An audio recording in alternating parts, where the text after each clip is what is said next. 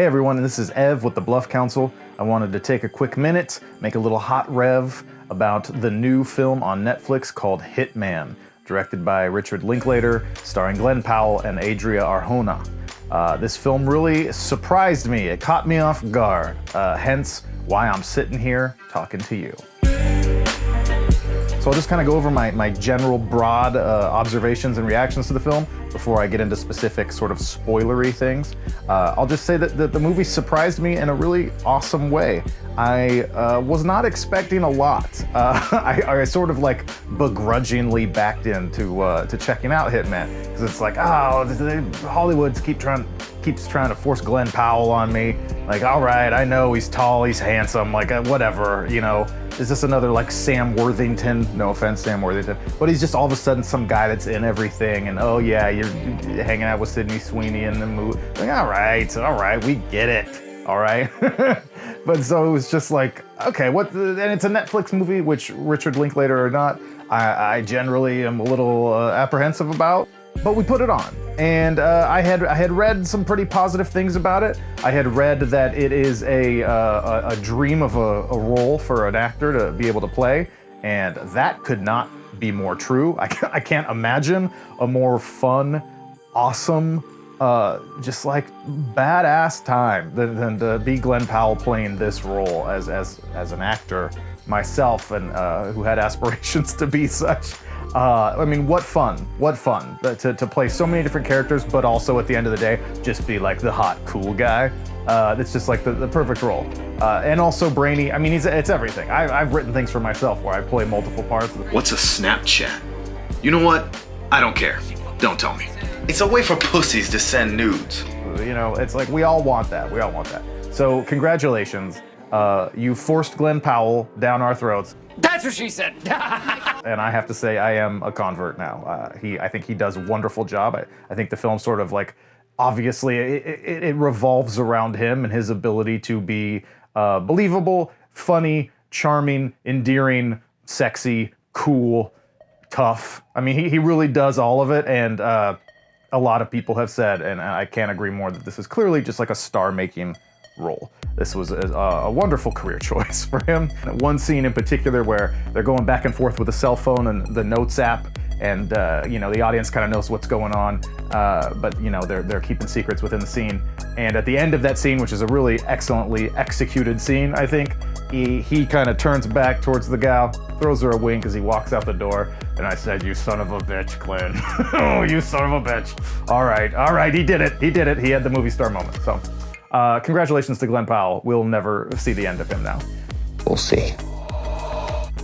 So great job on his part. Adria Arjona, very talented, beautiful, obviously, clearly proving that she's deserved better than most of the opportunities that she's gotten up to this point. I thought she gave a pretty rangy performance too for a character that is a little bit, a lot of it unpredictable and not entirely stable. But very charming, very likable. I really liked their first scene together too, when they met in the diner.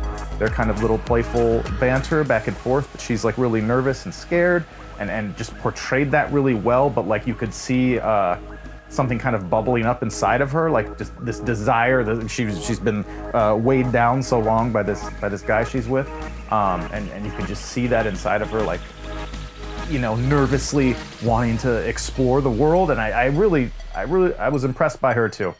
I have to say, regarding the director, Richard Linklater, I am very familiar with his name, very familiar with his work, but I was going through his filmography, and I don't think I've seen another one of his films outside of Dazed and Confused, which really shocked me, because like I said, it's a name that's been present for so long, and if you ask me, what has that guy directed? I've been like, this. And then I was like, have I not seen any of these movies? So, the Before trilogy, Sunrise, Sunset, Midnight, has long been on my list of things I've been meaning to watch. It's just hard to be like, I'm gonna sit down and watch a trilogy right now. So I just haven't gotten around to it. Boyhood was another one that was like, oh, I really need to watch that. And every year or so I go, I should put on Boyhood, and then I put something else on. I wasn't into Jack Black, so I didn't watch School of Rock, and just some other reasons I didn't see some of the other ones. But I'm really shocked by that.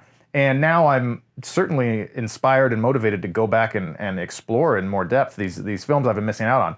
I think he does a really great job here. I think there's a couple of, if I may be so bold, missteps, things I would have done differently, missteps.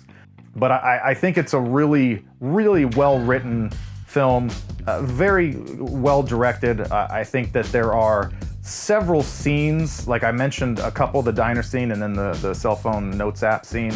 There are several scenes, those and a couple others, that are just like what movies are kind of about, I think, or at least what they used to be about, which I think is one of the reasons this film is resonating so strongly with so many people, is it feels just like a good movie. Like it used to be these movies that are like just well-rounded, well-written, not super cookie cutter, funny, but not so hyper self-aware that it like takes you out of it. Like we're not laughing at the fact that we're watching a movie and how absurd this is.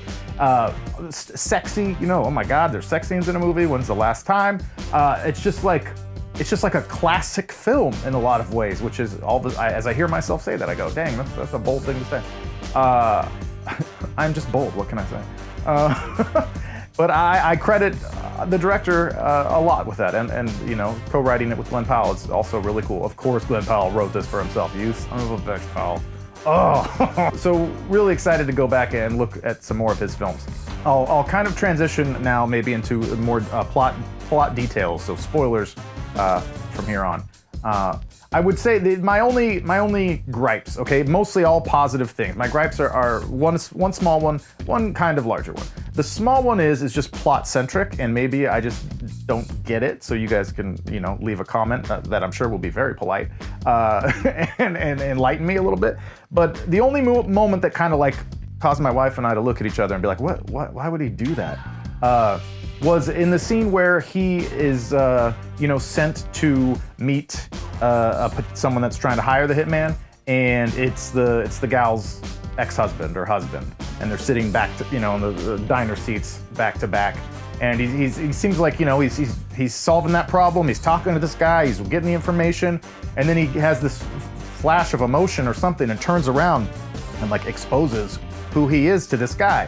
Whereas if he hadn't have done that, this is all wrapped up, right? Like that guy was gonna get arrested and go away, problem solved.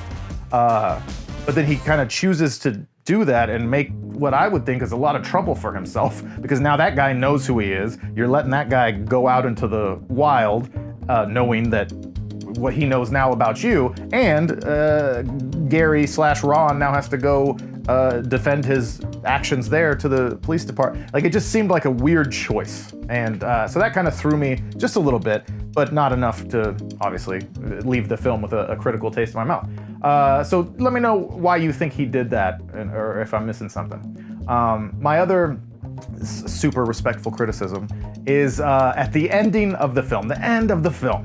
I felt like it just went on a little too long. Keith and I often have argued. One of our biggest arguments we ever had was about the film Fiddler on the Roof, one of my favorite films. And Keith is this asinine point. I love and respect you, Keith. I love you. Okay, I just love you. But I've told him in person, I think this was the most wrong he's ever been on one of our episodes, where he is like, I just want to see a shot of Tevye and his family make it to the US, so I kind of feel like everything's gonna be all right. And I was like, that undermines the entire point of the film. Like that's the end of the film. The final shot is literally the metaphor for the film. Like you can't add this little extra thing just to like make people feel like everything's gonna be okay. And that's what I feel like this movie kind of did, where it was like the film gets to that kind of climactic scene where Jasper's in there trying to blackmail them, and when you start to realize what's happened and that he's been poisoned, and then that I'm getting the chills right now. I was just like, oh my God, oh, this is gonna get dark. Oh, this is getting really dark. Like this kind of like fun romantic comedy, kind of goofy characters. Like, oh, he's putting a bag over his head.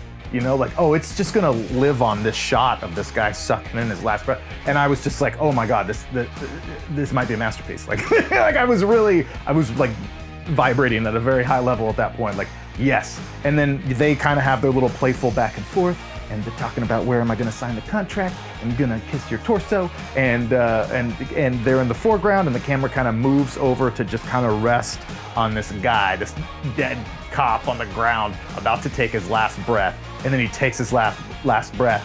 And I literally put my hand up And I went, oh. And because that's when I was like, that's cut to black.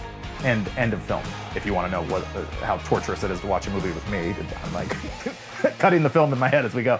But I was just like, that's it, boom. And it but then it held a little longer, and then it faded to black. And I was like, okay. Bring up directed by Richard Linklater right now. And then it goes to this sort of like postscript, what happened, and there's like a forced family. And I was just like, shit.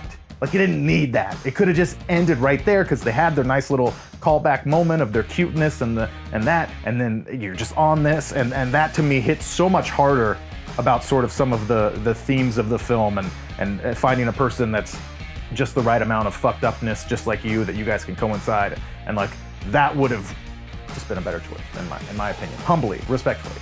But like I said, I love that it gets dark there. I think the movie is just a ton of fun. My minor quibbles aside, super fun. Cast does great. Writing and directing, very good. Just an enjoyable, fun time that kind of reminds you of like what movies should be in a lot of ways. So put your phone down. I know you're at home on Netflix, or you want to be on your laptop watching the movie. Just watch the movie. Be with the movie. And I bet you will enjoy it. So let me know your thoughts on Hitman. Do you love it? Do you hate it? Keith probably hates it because it's good. Talk to you guys soon.